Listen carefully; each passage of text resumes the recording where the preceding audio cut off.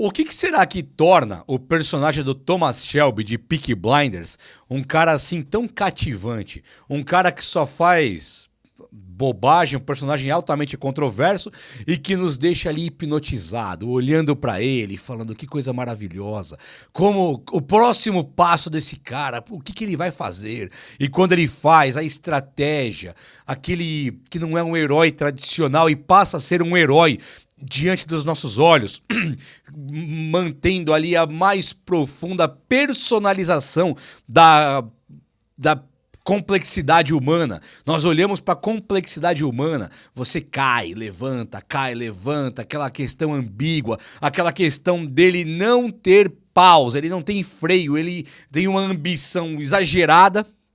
Um cara que veio do nada, um cara todo traumatizado e que nos leva, assim, para um ambiente de querer até ser ele, muitas vezes, fazer aquelas atrocidades que ele faz ou ficar simplesmente maravilhado. Esse é o Thomas Shelby, de Peaky Blinders, que nós vamos tratar aqui hoje e tentar decifrar na mente desse gênio tão charmoso, carismático e tão complexo, o porquê que nós estamos e ficamos sempre tão apaixonados e isso torna um dos personagens mais maravilhosos feitos de todos os tempos na telinha aí das séries e que é uma série maravilhosa, não é não? Então, ó, seja muito bem-vindo aqui no Cinema com Juba, espero que você goste do que tem por vir aí. Já chega nesse like brabo aí, que o like vai dar uma engrandecida aqui no nosso vídeo, tá bom? Vamos lá? O cara é brilhante e ele é brutal ao mesmo tempo, né? Se você olhar pra cara dele ali e falar, o cara é brilhante. Vamos ver, ele tá sempre um passo, 2, 3 passos à frente de qualquer rival, inimigo, mas também está muitos passos ali à frente dos seus próprios familiares, dos seus próprios aliados, né? As pessoas que estão com ele, que ele é sempre o chefão de tudo, não existe um lugar onde o Thomas Shelby não está na liderança, não está ali comandando. Até tem o personagem do Churchill, que nem mal aparece na série, que seria talvez o único chefe que ele tem, o único cara que ele deve um pouco de respeito, mas não é nem um chefe, um respeito, é mais uma via de mão dupla. Me ajuda aqui que eu te ajudo ali. O Churchill entendendo que poderia usar o Thomas Shelby lá em Birmingham e outros lugares também vizinhos, e o Thomas Shelby se deixando levar por Churchill para poder conquistar suas ambições. A ambição do Thomas Shelby é algo muito impressionante, né? Ele é um estrategista.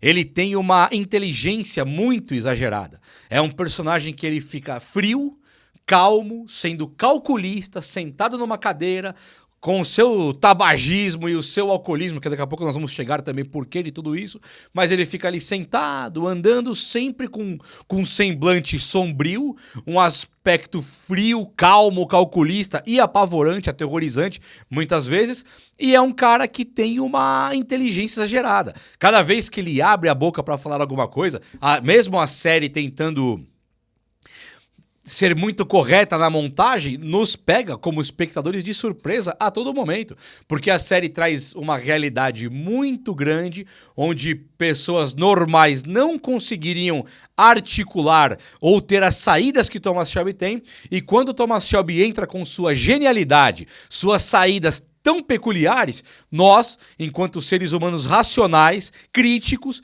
estamos ali olhando e dizendo: isso aqui poderia realmente ser assim na vida real. É algo que foge muito da nossa realidade de cotidiano, do dia a dia, foge até do nosso intelecto, nossa capacidade intelectual, mas poderia ser real quando o Thomas Shelby ele coloca ali com a sua estratégia por estar sempre à frente, por estar com a mente sempre à frente. Essa ambição dele, assim, inabalável, é algo também que choca muito, né? Se você parar para pensar no seu cotidiano, no que você ambiciona, onde você pode chegar. Tô falando aqui enquanto trabalho, viagens, conquistas pessoais, carrões, mansões, tudo que é oriundo ali, tudo que tem a ver com a ambição mesmo.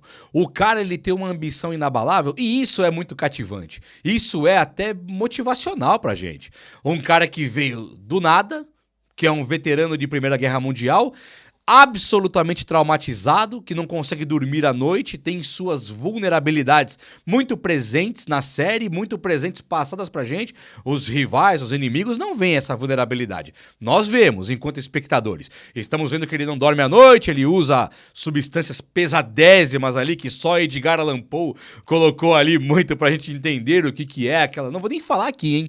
Mas Edgar Allan Poe, aquilo que ele fica no quartinho dele lá, sai aquela fumacinha, aquilo é pesadésimo. E ele usando aquilo e também naqueles copões de uísque exagerados, a qualquer momento da manhã, no desjejum, no café da manhã, um uisquinho pra descer ali, aquilo ali deve corroer tudo por dentro.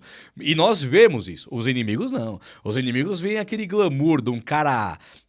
terno de alfaiataria, né? Ternos de corte italianos vindo de alfaiate ingleses, né? Talvez.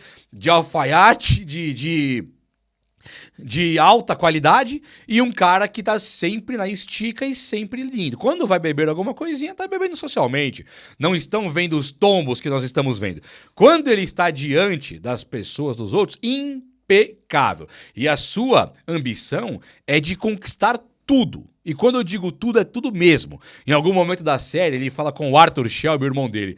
Ele olha o cofre dele lá, aquele dinheiro no cofre, enjaulado ali, e ele fala, olha aí, o Arthur, o que nós conquistamos aqui. Se somar todo o dinheiro de todos os ricos daqui juntos, nós temos o dobro de todos os outros somados. E aí você fica pensando, poxa, olha o que o cara conquistou, né? Isso aí leva a gente pra esse lugar de ambicionar um pouco mais também. Opa, isso aqui é possível? Claro que quando você vai a fundo, você para um pouquinho, desliga um pouco daquele transe que a série te coloca. Você tá em transe ali, quero ver mais, querendo já engolir a unha ali, você fica, nossa, faz, Thomas, vamos lá. Você vai ver realmente ele tem ali apostas ilegais, corridas de cavalo, que ele manipula cavalo com substâncias químicas pra mostrar que o cavalo é muito bom. Quando todo mundo apostar naquele cavalo dele, ele não vai dar a substância e o cavalo vai ficar em último. Então ele meio que rouba o dinheiro de todo mundo, né? Fora a aposta clandestina, tem todo tipo de falcatrua, todo tipo de... Ele é um cigano, né? Todo tipo de... Tem contrabando, tem tudo de errado que um cara pode ter. Só que ele tem também uma questão que permite com que ele seja errado. E é isso que acho que é o que muitos de nós não temos. Por que ele pode agir de maneira errada? Pelo sofrimento que ele teve e o ambiente hostil que ele vive. Ele vive num lugar que, se ele não for o vilão, alguém será o vilão contra ele. Não tem meio termo. Não tem viver uma vida normal. Ele não consegue simplesmente ser normal e conseguir triunfar. Ou você tá no lado negativo ou naquele do comando positivo, mas sempre tem alguém querendo passar a perna. Birmingham, aquela Inglaterra antiga, a Guerra Mundial, os ciganos, o pessoal do Alf, lá do Tom Hardy, né, dos judeus, todos aqueles caras, cada um, os italianos, nas máfias italianas, todo mundo, cada um olhando pro seu, cada um fazendo pior e pior a cada momento. Então o Thomas, com os ciganos, tem os irlandeses, tem um monte de problema. Tudo que tem canto tem problema. Então, todo tipo de falcatrua, todo tipo de deslize moral ou legal que ele comete, acaba se justificando. Acaba sendo algo plausível, algo que você fala, poxa, mas eu entendo ele. Ele faz isso aqui, eu faria a mesma coisa. E isso é muito complexo. Como assim você pensa, eu faria a mesma coisa? Cadê a sua moral? Cadê a sua moralidade? Cadê a sua decência? Cadê a sua dignidade? Mas sim, por que não faria a mesma coisa? Esse tom que a série coloca pra gente é um tom muito significativo e muito peculiar também, né? Se bem que não é tão peculiar assim, se você pensar não vou citar também outros personagens de outras séries, mas só pra deixar muito claro, Ragnar Lothbrok de Vikings faz a mesma coisa. É muito diferente dos outros, muito estrategista, muito à frente, muito brutal, muito controverso, e ainda assim você fala, poxa, que genialidade, que cara maravilhoso, né? Como eu queria fazer a mesma coisa, e fica por aí. Então é muito bacana. O personagem do Thomas Shelby, ele também cativa muito quando você pensa, por exemplo, na lealdade familiar, né? Ele, com aquela lealdade familiar dele, ele acaba levando praticamente todos à loucura e à morte. Você já parou pra pensar nisso? O irmão dele lá, o John, tem a questão psicológica do Arthur Shelby, a tia Polly que enlouquece, todo mundo ali, a Ada que perde o casamento e fica sempre... A Ada, né? A irmã, sempre todos ali muito problemáticos. Só que é aquele paradoxo. Eles estão problemáticos por causa do Thomas Shelby ou seriam problemáticos de qualquer maneira, mas com Thomas Shelby são problemáticos ricaços. Problemáticos que podem bater no peito e falar, eu tenho aqui tudo, eu compro tudo e todos, e aqui eu tenho muito mais segurança e oportunidades por ser cupincha, por estar junto com o Thomas Shelby do que sozinho. Então isso também é algo que é meio Lobo de Wall Street, né? Problemas todo mundo vai ter, mas eu prefiro resolver os meus no banco de trás de uma limusine com um Rolex de X mil e com um terno de tantos mil. Então assim, o problema desses Shelbys sempre teria. O Thomas Shelby, ele é colocado à prova, muitas vezes, quando algum personagem de algum irmão, uma tia, um primo, ele enlouquece. Algum morre até. Então ele perde irmão, ele perde tio, ele perde parente. E assim, ele tem até aquele conflito com o filho da Polly, que é um primo dele, que depois ele acaba tendo que matar o cara. E isso é muito pesado. Se a gente pensar direitinho, poxa, era o filho da Polly que tá ali. Né? Da tia Polly, a tia Polly que era meio mãezona dele. Então você fala, pô, mas peraí, né, cara? Olha o nível que o cara chegou. Mas sempre teve uma explicação e uma saída. Então o nível dessa lealdade familiar do Thomas Shelby, eu acho que é muito bacana. Apesar dele usar algumas brutalidades que aos olhos de muita gente pode ser uma coisa muito pesada, né?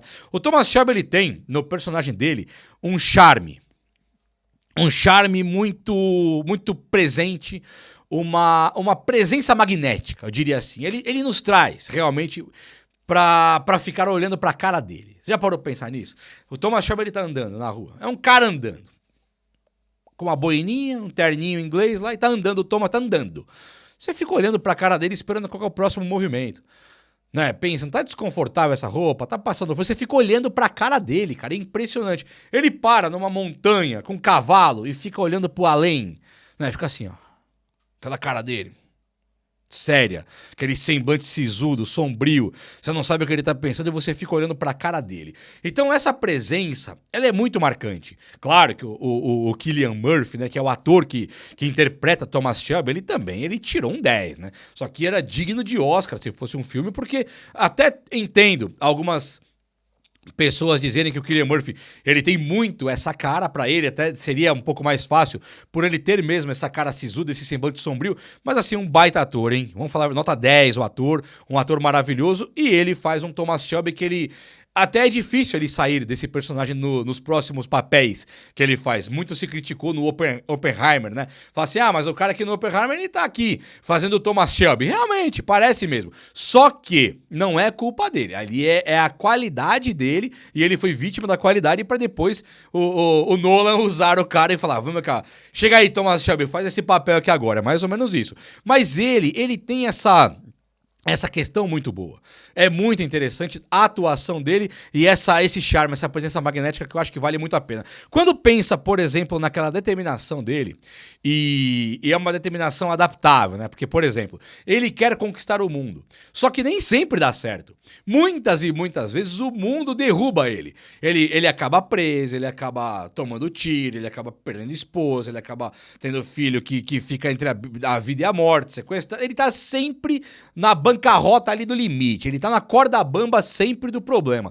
Então você fala, peraí, tá valendo a pena essa vida essa ambição, essa vida tão ambígua, essa questão de você não ter moralidade, não seguir as regras, não jogar o jogo dentro das linhas, das regras. E ele tá sempre nessa balança, nessa gangorra, né, que fica levando ele pra cima e pra baixo. Mas isso chama resiliência, ele se adapta, ele está resiliente, adaptável a qualquer tipo de cenário, talvez pela origem tão pesada, talvez por ter vivido dias tão difíceis, desde a sua infância até a sua vida adulta, né? Os traumas do pós-guerra, o trauma pós-guerra e também a infância tão dura que ele teve, a relação com aquele pai traidor, a mãe que nunca apareceu, ele sempre teve dificuldades, então quando ele é um cara adaptável a qualquer ambiente dificílimo que ele vai viver naquele presente que nós estamos acompanhando, ele tem um embasamento filosófico, embasamento científico muito grande. Ele é um cara que viveu o pior de tudo. Então se adaptar agora para ele já não chega a ser uma coisa tão difícil. E a determinação? A determinação me pegou muito sempre. Eu chamei de ambição antes, né? Mas a ambição é pelas conquistas. A determinação é outra coisa. A determinação é quando ele já conquistou e ele não para. Ele não tem limite para conquistar. Ele é um cara focado. Ele é um cara concentrado. Ele é um cara determinado. E esse tipo de foco e concentração, para muitos, pode ser algo secundário. Foco e concentração, o que importa? Importa e muito quando você é determinado. O Thomas Shelby, muitas e muitas vezes, qualquer ser humano normal, mediano, comum ali, como a grande maioria de nós, estaria tranquilo com as grandes conquistas e iria relaxar, começar a frequentar restaurantes de alto padrão, o requinte que o luxo, o iate, né, as festonas do cara lá do, como é que chama? A festa do, esqueci o nome do personagem do DiCaprio agora lá do... Esqueci agora. As festas glamurosas que o dinheiro te proporciona, todo tipo de futilidade que uma classe altíssima poderia colocar, o Thomas Shelby mal usufrui disso aí. Ele tem realmente a elegância, ele tem o casarão, a mansão dele, ele tem o poder. Ele meio que, acho que a determinação dele é mais pro poder do que pro luxo e pro requinte. E ele leva isso muito a sério. Ele tem, por exemplo, um momento que nós ficamos muito perdidos, que é aquele momento que estão lidando com o marido da professora, aquele italiano, mafiosinho da Itália e tal. Você fala, poxa, o italiano aqui peitando, e o Thomas Shelby não vai até aquela negociação, aquele trato de paz, aquele acordo de paz, aquela reunião. E aí vão os dois irmãos dele, o John e o Arthur, e o John explode. Fala, quem é você? Aqui nós somos Peaky Blinders, Peaky Blinders, não é assim que eles falam? Então você não é ninguém aqui não, vai ter que sim vir com a gente aqui e rezar nossa cartilha. O Arthur, que era o batedor, ele fica incrédulo. Para com isso, John e tal. E quando o Thomas Shelby dá razão pro John, querendo ter realmente, o John tem razão, aqui ninguém pode peitar os Peaky Blinders, aquilo é uma coisa que aos olhos de muitos não precisava mais. Calma aí, tira o pé do acelerador, né? É o que nós pensávamos. Poxa, John, era só conversar, era uma conversa, saia todo mundo amigo, mas não. Ele teve que demonstrar poder, ele teve que demonstrar quem mandava no bairro, quem mandava na cidade, praticamente quem mandava no país. É como começa a estender, não no país, mas como estende muito o território que o Thomas Shelby começa a mandar. E o Thomas, quando ele chega no John e parece que vai ter aquela bronca, ele, John, parabéns, você fez certo. E aí, Arthur? O cara tá certo, nós temos que mostrar quem manda aqui mesmo, já bilionário, já com tudo conquistado. Todo mundo tinha que recorrer aos Peaky Blinders se quisesse qualquer coisa a mais, e ele não tirava o pé do acelerador. É um herói controverso, né? Não? É um cara que ele é um herói diferenciado, é um cara brutal, é um cara charmoso e cativante, é um cara dócil e amável e ao mesmo tempo é um vilão que nós temos que amar a qualquer custo, ou ama, ou, sei lá, não consigo encontrar quem não ame Thomas Shelby. E aí, você ama Thomas Shelby? Fala comigo aí. O vídeo de hoje foi esse. Eu espero que você tenha gostado. E se você gostou, chega nesse likeão aí. Tamo junto. Um abraço, meus amigos. Até a próxima. Valeu!